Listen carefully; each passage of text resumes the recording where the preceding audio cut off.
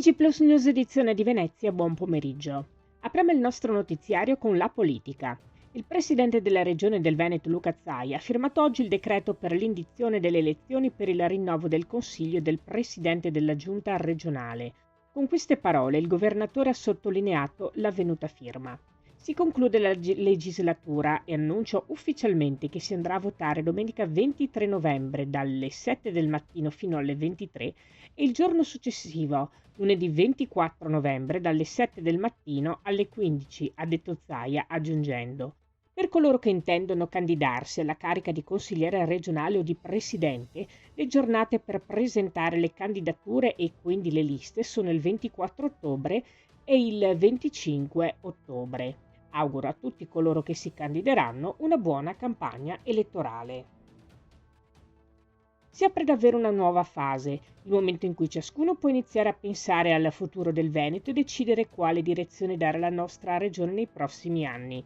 Così Giovanni Manildo, candidato presidente del Veneto, commenta l'annuncio ufficiale della data del voto regionale.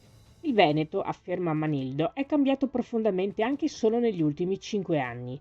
Chi ha governato prima va ringraziato, chi si occupa della cosa pubblica compie sempre un servizio.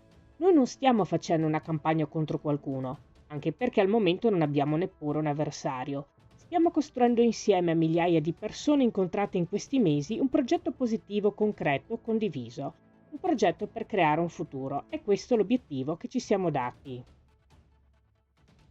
Giovanni Boscolo Moretto è il nuovo presidente del SIB, Sindacato dei Balneari Interprovinciale di Venezia e Rovigo. Subentra Lorenzo Braida, che da poco è diventato presidente del neocostituito SIB regionale. Eletto dal Consiglio degli operatori balneari delle due province, il passaggio di consegne con la tradizionale stretta di mano tra presidenti è avvenuto nella sede di Confcommercio Unione Metropolitana di Venezia e Rovigo di Viale Ancona a Mestre. Accolgo questo incarico con grande senso di responsabilità, ha dichiarato Giovanni Boscolo Moretto. Sarà fondamentale rafforzare il dialogo con le istituzioni, difendere i diritti degli operatori e valorizzare le peculiarità dei nostri litorali, per affrontare con unità e determinazione le sfide poste dalle normative nazionali ed europee.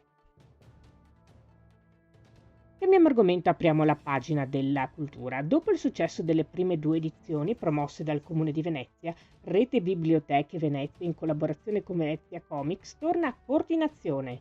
Il laboratorio è gratuito e dedicato ai giovani dai 14 ai 35 anni che desiderano sperimentare il linguaggio del cinema e cimentarsi nella produzione di un cortometraggio, dall'idea iniziale fino alla proiezione pubblica.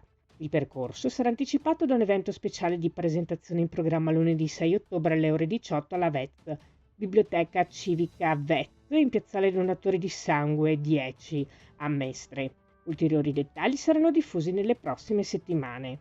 La partecipazione è gratuita ma i posti sono limitati. Le iscrizioni devono essere effettuate da oggi, giovedì 18 settembre, a mercoledì 8 ottobre 2025 al sito di Venezia Comics. Le domande saranno accolte in ordine di arrivo fino a esaurimento disponibilità. Si chiude qui il nostro notiziario. Grazie per essere stati con noi. Arrivederci.